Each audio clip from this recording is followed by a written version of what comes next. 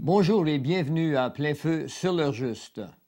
Nous voulons maintenant vous amener ce matin dans une compréhension qui, jusqu'à date, est demeurée dans le mystère, celui du système bancaire. Vous avouerez avec moi qu'au cours des dernières décades, la technologie a augmenté d'une façon démesurée, que ce soit dans le domaine de l'astronomie, dans le domaine de la microbiotique, dans le domaine de la génétique. L'homme a atteint des stages de compréhension jamais atteints auparavant. Pourtant, il existe dans notre société une difficulté à comprendre comment les hommes qui maîtrisent si facilement des sciences qui hier leur échappaient ont encore une incapacité à comprendre la distribution des biens de notre société qu'on appelle l'argent, qui peut facilement se transformer en bien de consommation. La Bible nous parle que dès les débuts, dans Genèse 14, un homme du nom de Kedorlaomer avait soumis les peuples environnants, et cela dans le but de s'approprier de leurs biens. Il semble que c'est la nature humaine qui le veut ainsi, que l'homme ait toujours eu tendance à s'approprier des biens et des efforts de son voisin. Existe-t-il encore aujourd'hui, en 1998, des Kedorlaomer qui ont trouvé la façon de s'emparer des biens? Ce que nous voulons partager avec vous ce matin a pour but de vous montrer qu'effectivement, notre monde est encore soumis à des Kedorlaomer. Et nous voulons vous amener maintenant dans la compréhension, nous voulons vous offrir d'ouvrir votre esprit et de comprendre ce qui est déjà accompli afin que vous soyez vraiment réassurés que vraiment notre monde appartient à quelques hommes. La Bible nous dit dans Timothée 6, le verset 10, que l'amour de l'argent est une racine de tous les maux, et quelques-uns, en étant possédés, se sont égarés loin de la foi, se sont jetés eux-mêmes dans bien des tourments. Nous verrons effectivement que les hommes qui ont créé des structures qu'on appelle la finance internationale sont vraiment loin de la foi. Et nous verrons comment ces hommes ont réussi par des trucs, par de la fraude, et comment ils ont réussi par des moyens bien cachés à s'emparer des biens de l'humanité. Il faut d'abord savoir que les hommes ont toujours voulu échanger leurs biens par des modes quelconques. Il fut une époque où on s'échangeait des biens par des coquillages. À une autre époque, ce fut du tabac. Mais le moyen le plus pratique qui a toujours existé, ce fut bien sûr le troc, c'est-à-dire échanger des services contre d'autres services sans l'utilisation de différents moyens ou de différents médiums que sont, par exemple, ces coquillages ou ce tabac. Durant la guerre 39-45, par exemple, en Allemagne, on s'échangeait, après que l'argent eut perdu beaucoup de valeur, on s'échangeait des cigarettes comme valeur. En fait, l'argent a la valeur qu'on veut bien lui donner. Mais au cours des siècles, les hommes se sont rendus compte qu'il fallait une mesure commune. Et c'est de cette mesure commune, de ce besoin de cette mesure commune, que naîtra l'argent que nous connaissons aujourd'hui, qui n'est qu'une unité de représentation d'efforts ou de travail donné. Ce qui n'est pas injuste en soi. Là où le tout devient injuste, c'est de la façon de s'approprier de ces unités d'efforts que nous verrons ensemble. Le travail et les efforts leurs fruits ont toujours été un droit et un besoin de l'homme relativement à la volonté, à l'imagination et au désir de chacun. Certains hommes, par exemple, ont davantage de volonté à travailler que d'autres. La Bible nous dit que si vous ne travaillez pas, vous ne devriez pas manger. Elle n'est pas en train de nous dire que si vous êtes sur le chômage, vous ne devriez pas manger. Elle est en train de nous dire que chaque homme devrait faire des efforts. dans notre société devenue complexe, où les hommes n'ont plus de tous du travail parce que la technologie a remplacé les bras, il faudra instituer un moyen où l'économie, où la distribution des argents, où la distribution de la richesse nationale ou internationale pourra être placée dans le contexte des besoins de tous les hommes plutôt qu'appartenir à de mêmes hommes. La grande majorité des pays du monde sont endettés. Vous êtes-vous déjà posé la question comment il est possible que tous les pays soient endettés? Pourtant, la plupart de ces pays produisent assez de biens pour la vie des habitants de ce pays, des citoyens de ce pays. Qui donc possède des fortunes colossales? Qui donc est le grand créditeur de tous ces pays qui sont en dette? Nous aurons l'occasion de voir comment les États-Unis d'Amérique, considérés comme un des pays les plus riches de notre planète, est endetté par-dessus la capacité de payer de ses citoyens. On dit que chaque citoyen américain, lorsqu'il arrive dans ce monde, est en dette d'environ 80 000 $. Cela est-il naturel? Cela est-il raisonnable à un moment où nous avons à la portée de la main non seulement la richesse de notre planète, mais la technologie pour exploiter cette richesse? Ce qui nous manque donc, nous le verrons, c'est le mode de distribution.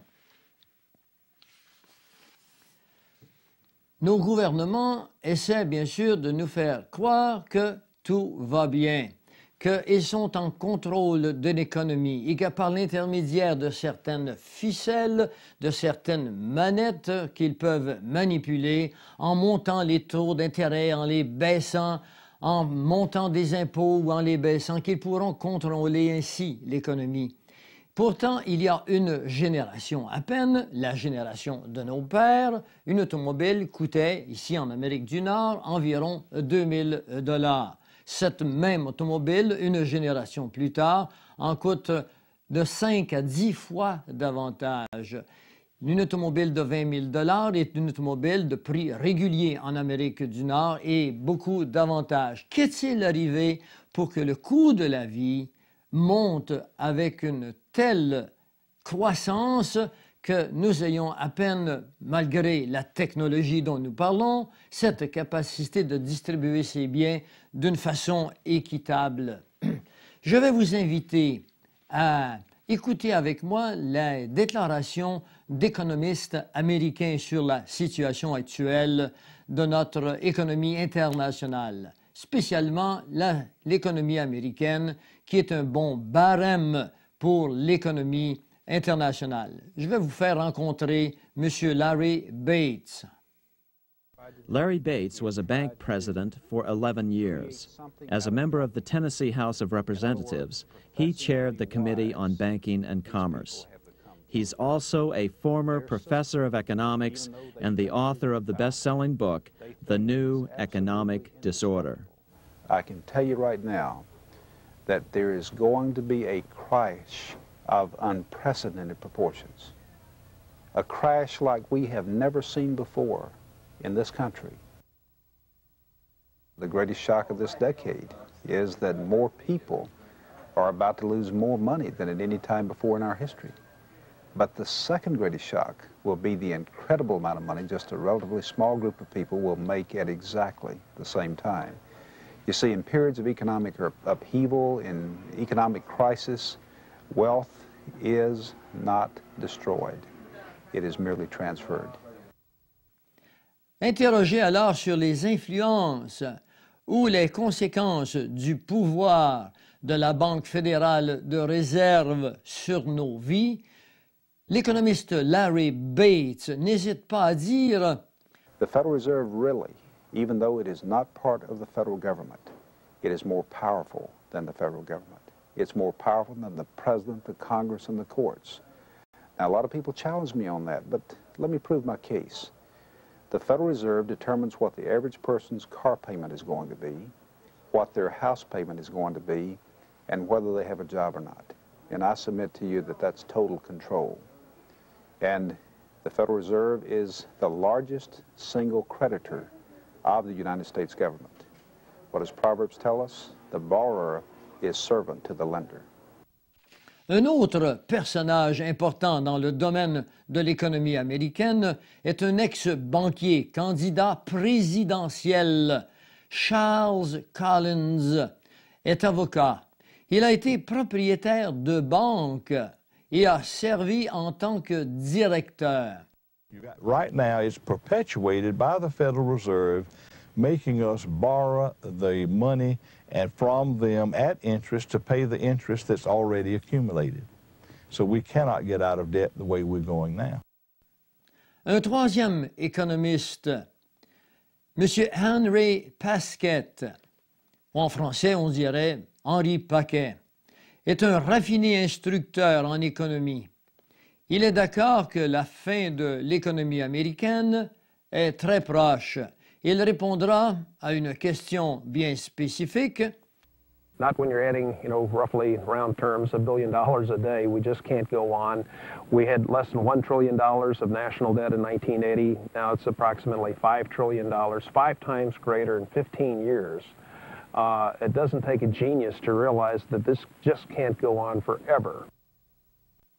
Interrogé sur les propriétaires de la Banque fédérale de réserve, il répondra sans hésiter. That's exactly correct. The Fed is a privately owned for-profit corporation, which again has no reserves, at least no reserves available to back up the Federal Reserve notes, which is our common currency.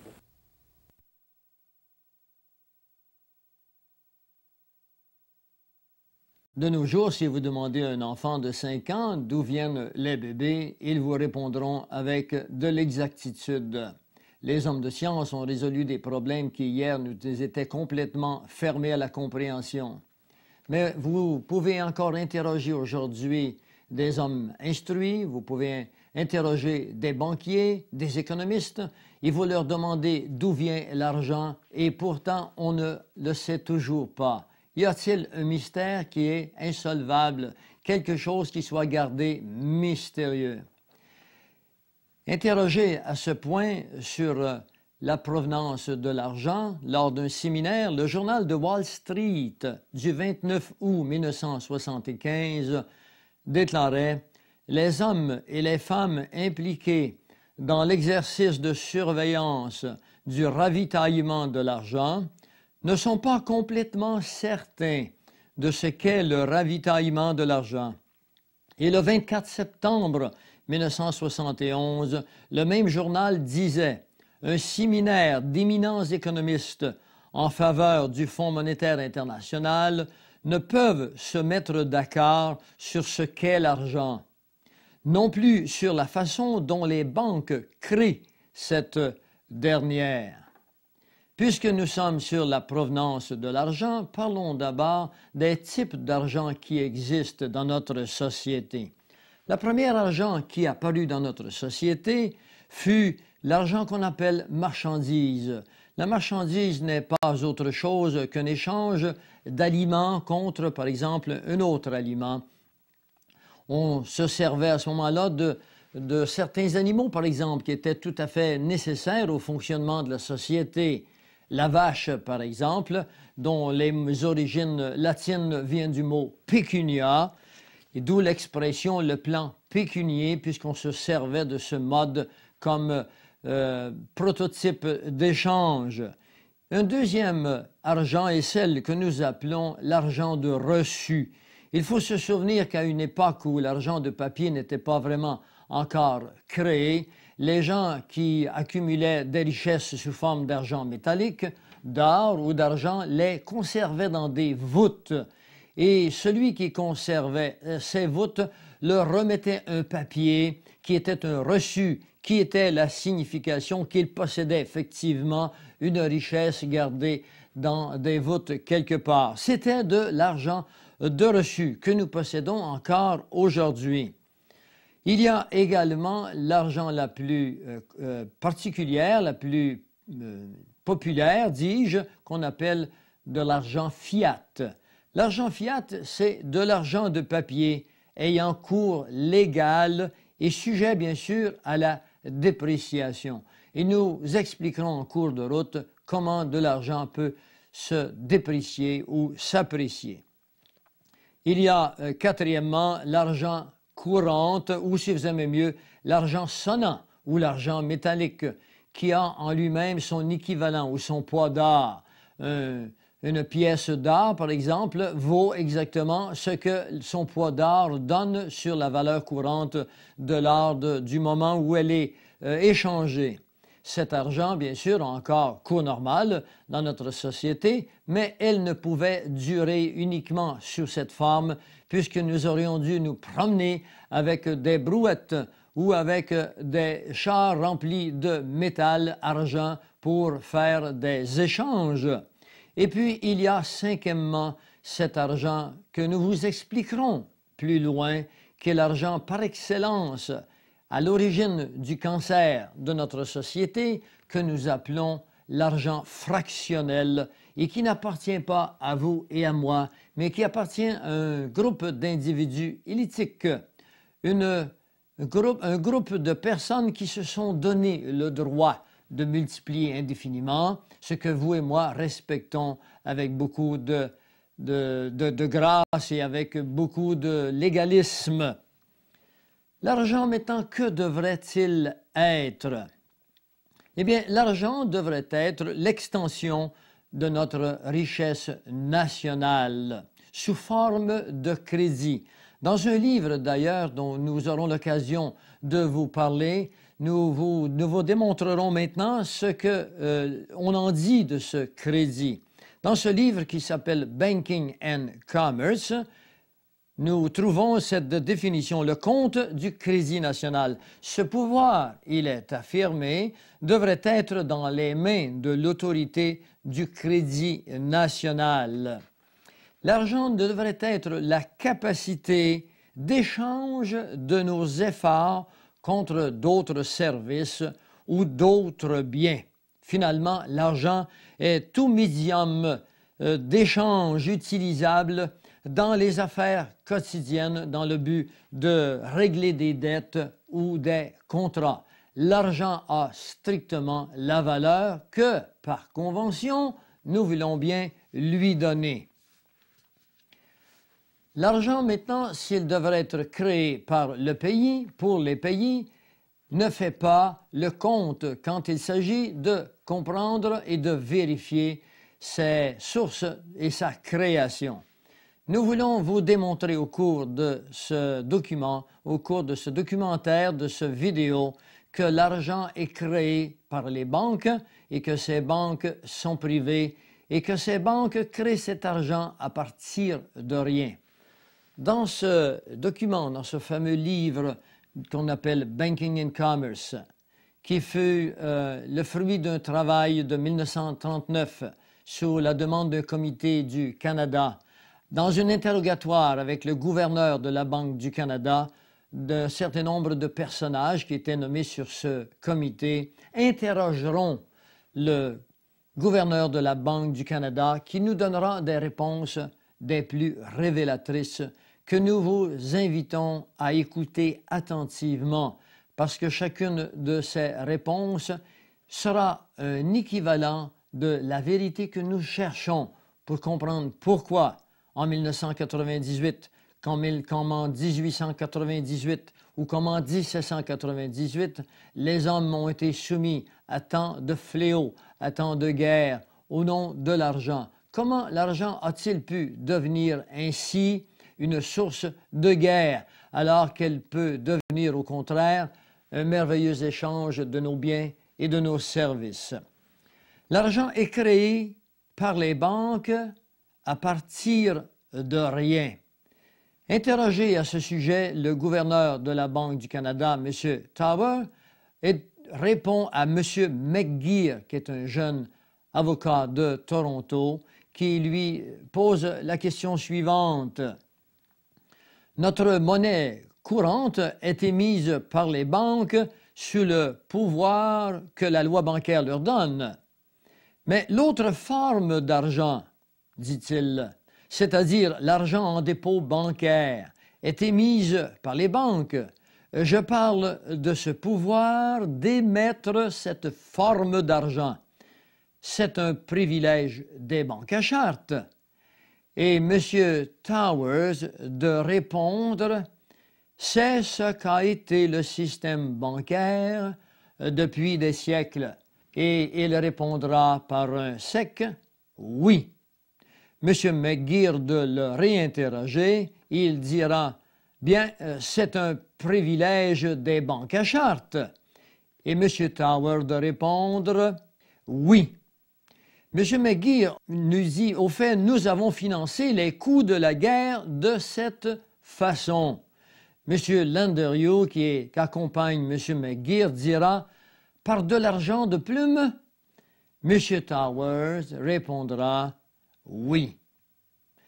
M. McGeer reposera encore la question en disant « Comme résultat de financer la guerre en déposant des bons à intérêt du gouvernement, le coût en intérêt sur les argents utilisés pour financer la guerre totalise maintenant davantage que le volume total des argents utilisés pour payer le coût de la guerre. » M. Towers donnera une réponse très intelligente.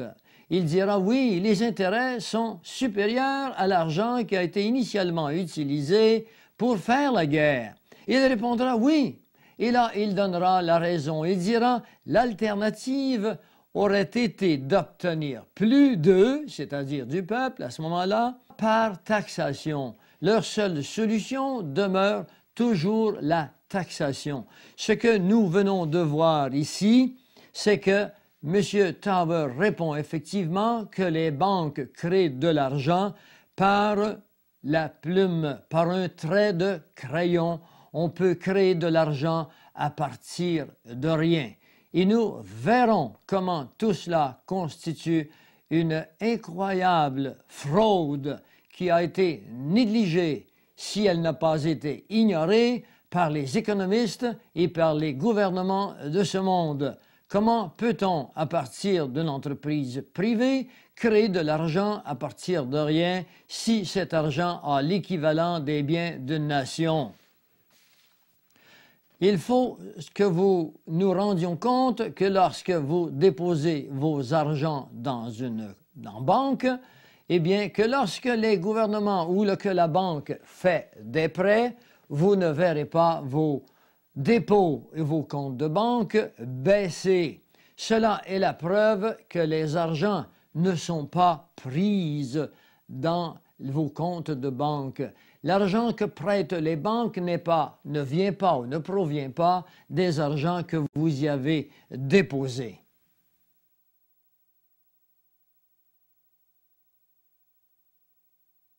Si vous interrogez l'homme de la rue sur la provenance des intérêts ou sur la normalité des intérêts, peut-être même si vous vous interrogez vous-même sur le bien fondé des intérêts, vous probablement répondrez que les intérêts sont nécessaires. En somme, les intérêts seraient là pour de la location sur un capital que nous aurions emprunté quelque part dans une banque ou dans une autre institution financière. Ce que nous voulons vous démontrer maintenant, c'est ce fameux phénomène qui nous est demeuré caché, sur lequel il semble que les hommes intelligents n'ont pas vraiment réfléchi et qui soit une des grandes causes du cancer des problèmes économiques de notre société moderne. Nous voulons vous démontrer que les intérêts sont illogiques et anti-mathématiques. Et pour cela, je vais vous inviter avec moi à m'accompagner lors d'une petite vacance que nous prendrions ensemble dans une des îles du Pacifique. Je vais vous amener avec moi en avion quelque part dans une île pour aller vous reposer d'une vacance où vous avez œuvré trop longtemps, hélas, avec les fameux problèmes économiques de cette société. En cours de route vers cette île ou idylle que vous allez prendre en vacances, l'avion a eu des ratés et a dû amérir. Et puis, vous vous êtes rendu compte que l'avion a coulé et que vous êtes environ 5 personnes qui avaient survécu à cet amérissage forcé. Sur un radeau de fortune de quelques débris qui sont restés à la surface, vous voilà avec 5 autres personnes et vous dérivez selon les bons désirs du vent. Et puis vint la nuit et le jour revint et au bon matin, l'un d'entre vous s'écria « Terre ». Il y avait quelque part en face de vous une île qui était là, qui vous attendait très convenablement, comme vous pouviez l'imaginer, un endroit où vous pourriez poser votre pied. Rendu sur la plage, rendu sur terre, vous faites la connaissance et puis vous prenez bien conscience que la situation est sans espoir de retour. Alors vous vous débrouillez finalement pour recommencer ce que vous avez appris dans votre civilisation. Nous allons imaginer que ces 5 personnes sont des personnages avec des métiers, des professions qui sont différentes les uns des autres et qui vous permettront une survie précaire, mais une survie à laquelle chacun de vous s'appliquerait à trouver des solutions. Sur cette petite île se retrouvent donc 5 personnages qui viennent d'échapper au naufrage de tous les autres qui sont à bord de cet avion. Nous trouvons donc Armand, qui est un agriculteur. Nous trouvons par la suite Benoît, qui est un boulanger, et Claude, qui est couturier et qui a des notions de comptable. Et finalement, non pas dans le dernier sort, mais il y a encore Dominique. Dominique est un défricheur. Et puis, il y a dernièrement Émile. Émile est un explorateur minier. Alors, Armand, Benoît, Claude, Dominique et Émile s'aventurent dans une vie à 5 où chacun utilisera ses talents pour la survie des autres. Au cours des mois et des années qui ont passé, eh bien, ils se sont échangés le fruit de leur travail. Il est évident que le travail de l'un n'est pas le travail de l'autre et qu'il y a parmi ces travailleurs celui de Dominique, par exemple, qui est défricheur. Lorsque vient l'hiver, Dominique ne défriche pas. Et alors qu'il est sans travail et que d'autres travaillent à l'année longue, les échanges se font avec une certaine injustice. La solution dans ce troc n'est pas vraiment juste et on est toujours à la recherche de solutions valables, équitables. Et puis, un bon jour, l'un d'entre eux dit aux autres « Regardez à l'horizon, quelqu'un vient vers nous ». Et effectivement, une embarcation vient vers l'île. Et lorsque cette embarcation est arrivée, on se rend compte qu'il habite à l'intérieur un homme, un seul personnage qui est accueilli. On lui donne une maison qu'on a fabriquée. On lui donne également des aliments, on l'habille. Claude le couturier lui a fait un habit. Et puis finalement, on le rend au courant, on lui fait part de tout ce qui nous est arrivé et de nos problèmes. Et on veut bien sûr l'intégrer dans notre petite société. La raison pour laquelle je vous fais cette petite démonstration, c'est la suivante. Lorsqu'on étudie la physiologie, il est normal de sortir une cellule de ce grand corps et de l'étudier. Et lorsqu'on comprend le fonctionnement d'une cellule, il nous est beaucoup plus facile de comprendre le fonctionnement de ce grand corps, comment il fonctionne dans son ensemble. De la même façon, il est difficile de comprendre le système économique et ses vices si nous ne prenons pas une unité de personnages, que nous les amenons ensemble dans une isolation, une île quelconque qu'on a imaginée, et puis qu'on les fait recommencer un système économique afin de mieux analyser avec circonspection les vertus et les vices de ce système. Nous retournons sur notre île Et puis ce nouveau personnage, ce sixième personnage, leur apprend qu'il a, lui, des solutions à leurs problèmes. Et la solution, c'est que, leur dit-il, vous ne pouvez pas mieux tomber. Je suis un banquier et j'ai des solutions à vos problèmes. Alors, tout le monde est heureux. Ils se disent, nous allons maintenant avoir une vie sociale beaucoup plus équitable.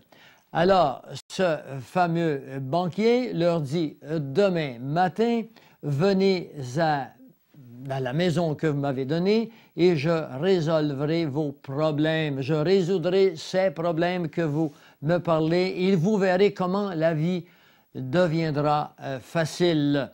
Ce banquier s'appelle Monsieur Usure, Monsieur Usuraire. Et le lendemain matin, nos copains se dirigent à l'heure convenue, à 10 heures du matin, le chiffre de l'épreuve, le chiffre du test, et ils se retrouvent chez le banquier qui leur dit « Cette nuit, j'ai fabriqué de l'argent. Je vous ai empilé chacun une somme de 1000 $. Alors, nos copains sont bien heureux, ils ont chacun une somme de 1000 $. Mais le banquier leur dit, cet argent m'appartient. Je vous la loue.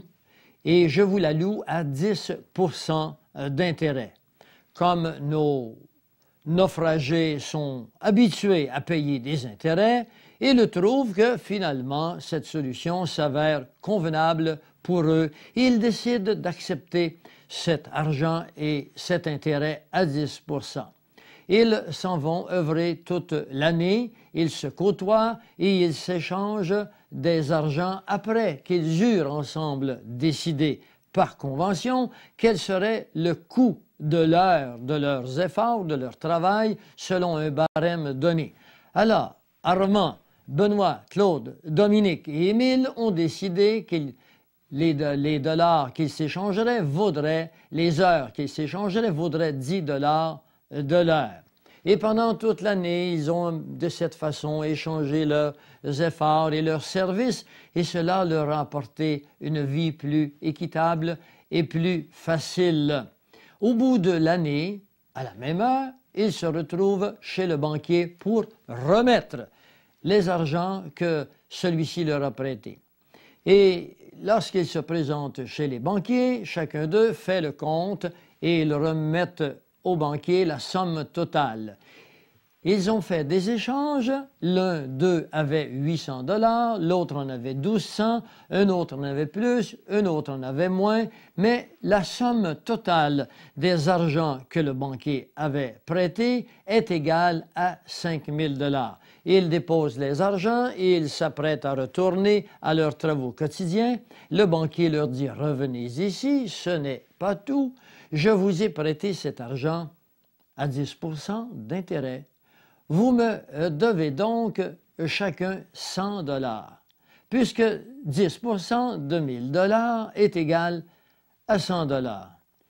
Alors, nos naufragés se regardent et ils se disent, ils se consultent, ils se disent « Mais je n'ai eu que 1000 $. Claude regarde les autres, dit « Effectivement, je n'ai eu que 1000 $. Et lorsque chacun d'eux se sont consultés, ils disent au banquier « Nous n'avons eu que 5000 $, qui est la somme totale des argents qui nous ont été prêtés. Comment pouvons-nous vous remettre le 1000 $ et 100 $ supplémentaires en intérêt, puisque les 500 $ additionnels, c'est-à-dire les 10% de 5000 $, n'ont pas été créés. » Et c'est là l'énigme. Comment dans notre société peut-on remettre des intérêts sur un capital qui a été créé alors que les intérêts ne l'ont pas été? Et voilà qu'ils expliqueront aux banquiers ce phénomène et il leur dira « N'ayez crainte, j'ai une solution pour vous. Voici ce que vous allez faire. Je vais vous remettre encore 1000 $ cette année, mais je vais garder les intérêts que vous ne pouvez me remettre. Je vais vous remettre 900 $. mais je vais également prendre immédiatement les intérêts pour l'année qui vient. Donc, je vais vous remettre je vais vous garder 90 $ supplémentaires. Ou si vous aimez mieux, pour faire des chiffres qui ne soient pas difficiles, je vais garder un autre 100 $ sur le 1000 $. Ce qui fait que le banquier remet à nos copains que la somme de 800 $. Ne comprenant pas trop, croyant qu'il y avait de l'équité dans cette stratégie, dans cette fraude habilement conçue, nos copains retournent au travail et ils s'échangent leurs 800 $ et l'année après, on revient et le banquier veut le reprêter encore le 1000 $ ayant davantage repris ses intérêts, il ne rend le reste que 600 $ et puis ils retournent au travail et leur capital diminue de plus en plus et les intérêts s'accumulent. Durant l'hiver, Claude, qui a des notions en comptabilité, réunit tout ce monde et leur dit ceci. Il leur dit, j'ai calculé, j'ai pensé à tout cela et j'en suis arrivé à la conclusion que les intérêts, l'argent des intérêts n'a pas été créé. Nous n'avons eu qu'un capital de départ et que le banquier, pour compenser pour ce manque, nous a demandé de lui donner 10% du travail de nos bras et de nos efforts durant l'année. Puisque les intérêts n'ont jamais été créés, Claude fait comprendre à ses copains que dans 10 ans, à 10% sur un capital de 1000 $, le banquier aura placé dans ses poches, à lui seul, tout l'argent du capital initial. Et de plus, il aura hypothéqué leur ferme, la boutique de couture de Claude, les mines que Émile est en train d'explorer. Il se sera emparé à la fois du capital qui avait été créé au départ à partir de rien et finalement il se sera également emparé de leurs biens et de leurs fermes. Cette petite histoire est l'histoire de notre société avec son système bancaire. Ce que nous avons l'intention de vous démontrer maintenant, c'est que cette petite histoire n'a rien d'une fable. Cette petite histoire est la globale, la totale et l'absolue vérité sur le comportement de notre système bancaire, institué avec beaucoup de respect par nos gouvernements et avec beaucoup de respect pour nous, les individus, qui travaillons et qui œuvrons et qui devons remettre des argents sur un capital, des argents qui n'ont pas été créés et qui avons, par l'accumulation des intérêts qui ne sont pas remboursables, accumulé des dettes qui serviront bientôt de chantage pour s'emparer des biens des nations. Les intérêts sur l'argent sont donc anti-mathématiques, elles sont illogiques et elles sont un moyen subtil d'asservir les peuples et de s'emparer de tous leurs biens. Les intérêts sont des abstractions qui ont pour levier le temps. Puisque la production est le résultat des choses naturelles et l'effort du travail des bras et du cerveau des hommes, les intérêts ne sont que le fruit du passage du temps qui appartient à l'homme et finalement à un capital de départ. Nous verrons que le capital de départ est nécessaire, mais que ce capital de départ doit appartenir au peuple, il doit appartenir au gouvernement, il ne doit pas appartenir à des entreprises privées, parce que nous verrons que ce capital de départ s'exprime dans un terme, dans un argot bien particulier, par la monétisation des biens qui appartiennent aux citoyens, qui appartiennent au peuple, et non à des entreprises privées. Elles sont une taxe entièrement déguisée sur le droit de vivre de chacun au profit du prêteur. Il est un terme bien particulier que je voudrais que vous vous souveniez. Les intérêts sont des productions sur le passage du temps qui nous appartient. C'est une façon de payer pour notre vie. Pour avoir le droit de vivre, nous devons payer sous forme d'intérêt. Même si vous n'auriez pas emprunté, vous, à la banque, nos gouvernements ont emprunté, eux, aux banques et exigent de nous que nous remettions les intérêts que les banques ont créés à partir de rien.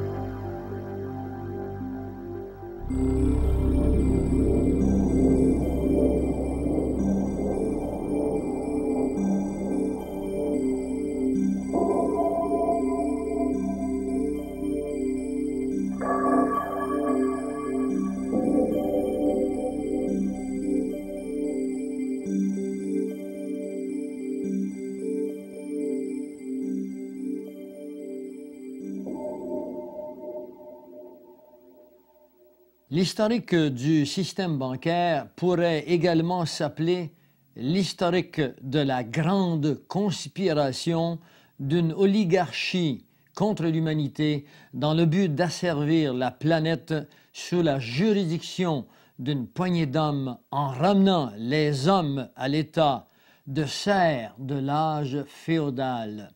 Nous pourrions retracer cette conspiration jusqu'au temps des Romains. Mais pour des fins pratiques, commençons plus près de nous avec une famille connue sous le nom de Boer.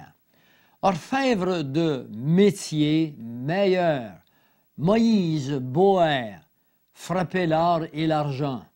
Il eut un fils du nom de Meyer Emschel qui vécut de 1743 à 1812, qui changea le nom de Boer en Rothschild.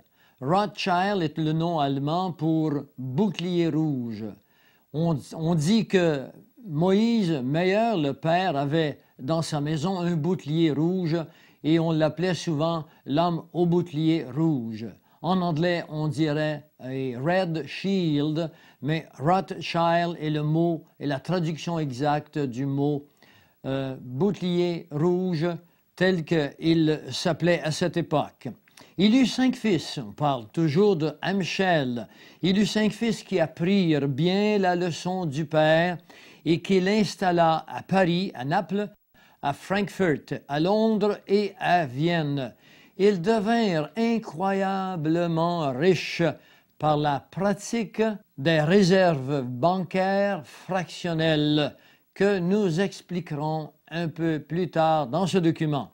Il est dit qu'en 1850, la famille des Rothschild était plus riche que tous les rois d'Europe réunis. Ils apprirent très vite que la guerre était le facteur par excellence pour accumuler des richesses colossales. Il fallait donc créer des guerres. Une profonde investigation nous démontrera qu'ils planifièrent la Révolution française de 1789, la guerre civile de 1861 à 65, la révolution bolchevique de 1917. Ils instaurèrent, par l'intermédiaire d'agents spéciaux qu'on appelle des agentures, la Première Guerre mondiale par la mise à mort à l'époque de l'archiduc François Ferdinand d'Autriche et bien sûr son épouse Sophie. Ils déclenchèrent également la Deuxième Guerre mondiale en payant un homme du nom de Adolf Hitler. Et ils ont aussi préparé pour très prochainement une Troisième Guerre mondiale. Pourquoi les guerres? Eh bien, la guerre est payante parce que les pays empruntent à leurs banquiers. Il faut emprunter pour créer des armes, il faut emprunter pour créer des habillements pour les soldats, l'entraînement, le logement. Il n'y a rien dans une nation d'aussi dispendieux, d'aussi cher que les guerres.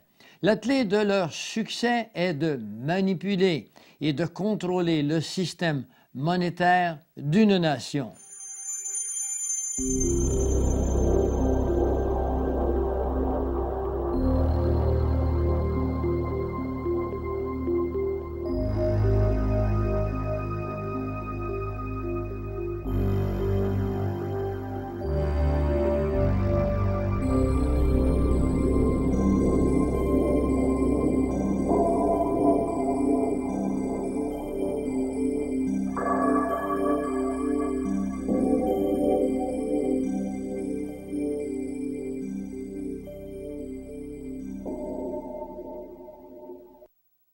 Si nous retournons quelques pas en arrière, nous allons vers 1690 et nous rencontrons avec un homme du nom de William III d'Angleterre. William III avait, pendant plusieurs années passées, combattu avec la France et l'Angleterre s'était, pour ainsi dire, ruinée. Mais William III n'était pas un génie financier et de plus, il avait été placé à cet endroit pour répondre à une stratégie bien préparée par des hommes qui connaissaient le truc de l'argent fractionnel. Et William III remit l'entreprise de la monétisation ou l'entreprise financière de l'Angleterre qui était presque en faillite à des hommes privés, entre autres à William Paterson.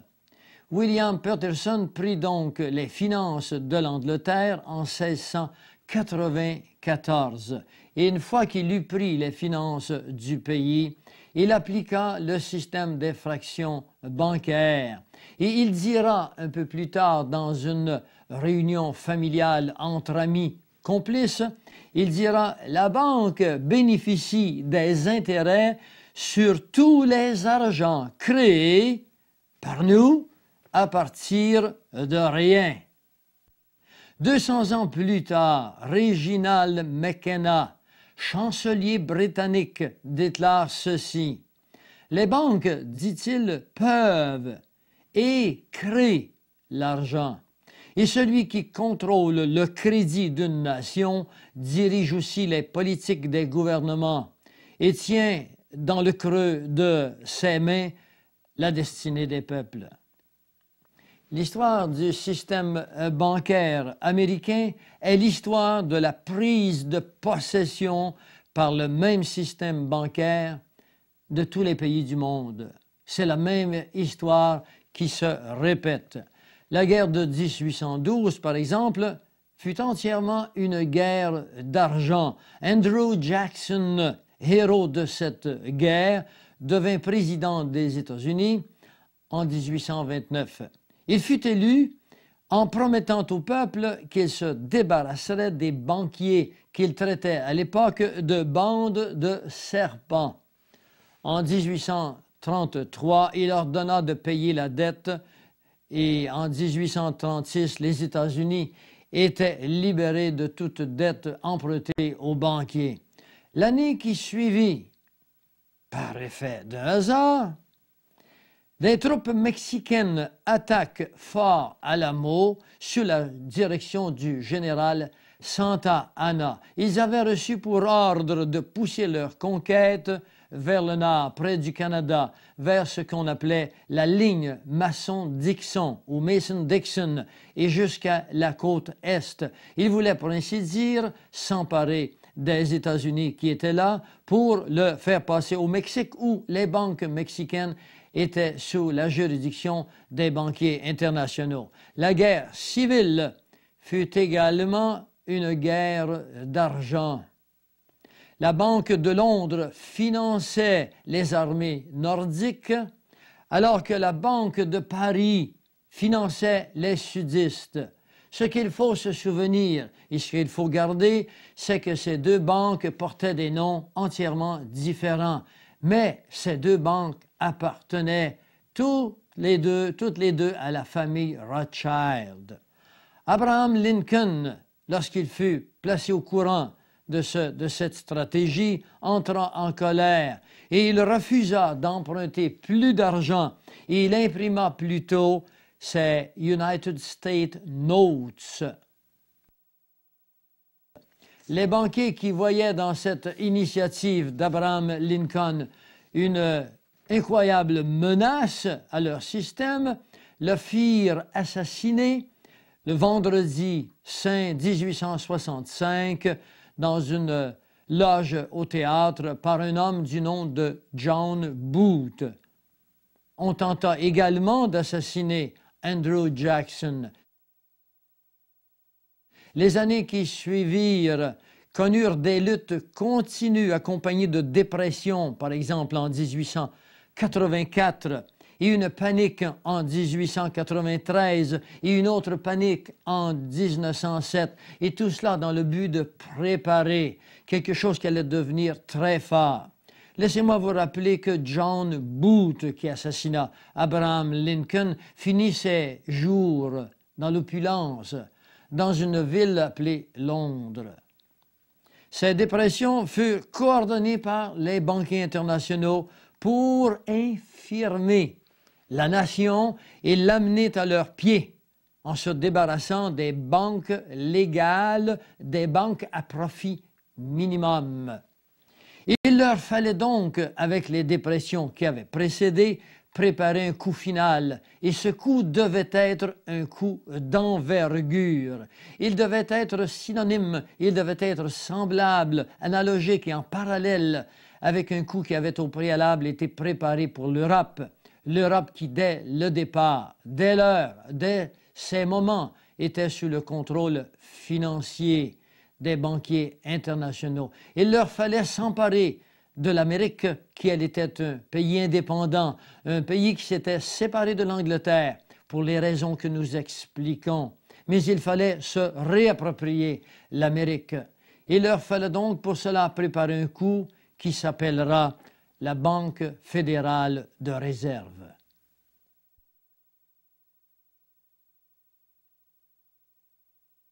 La Banque fédérale de réserve, l'institution la plus respectée, bien sûr aux États-Unis et également dans le monde entier, est le résultat d'un complot, d'une fraude totale. Nous vous invitons à vraiment prendre conscience et à entendre avec beaucoup de précision ce que nous voulons vous exposer maintenant.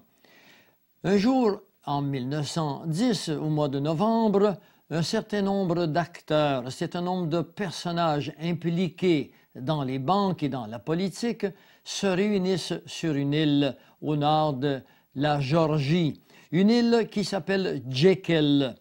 Et ces acteurs sont les suivants.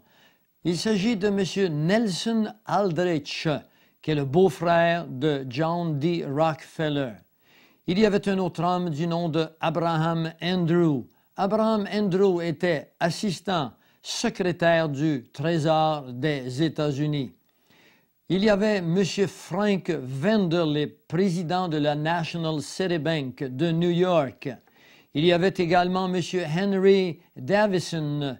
Il était le partenaire de J.P. Morgan. Il y avait également Charles Norton, président de la première banque nationale de New York. Il y avait également Benjamin Strong, de la JP Morgan Bankers Trust Company et finalement M.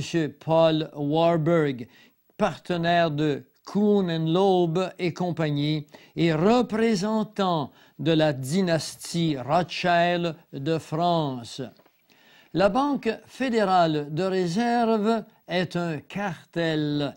Un cartel, c'est un ensemble d'hommes d'affaires qui s'entendent pour se soustraire de la compétition. L'acte bancaire fut conçu dans le plus grand secret sur une île près des côtes de la Géorgie, appelée Jekyll Island. L'un de ses fondateurs, Frank Vanderlip, président de la Kuhn & Loeb National City Bank de New York, écrira beaucoup plus tard, vers la fin de l'année 1910, alors que j'étais encore réservé et furtif comme tout conspirateur. Il y eut une opportunité que je crois qualifiable d'expédition secrète à Jekyll Island. C'est sur cette île que fut conçue ce qui s'appellera la Banque fédérale de réserve. Elle fut conçue selon les principes de Karl Marx et son nom était pour tromper le public américain sur l'identité de ses propriétaires. Elle fut conçue par des banquiers. Elle appartenait et appartient encore à des banques privées. La Banque fédérale de réserve est privée et anticonstitutionnelle.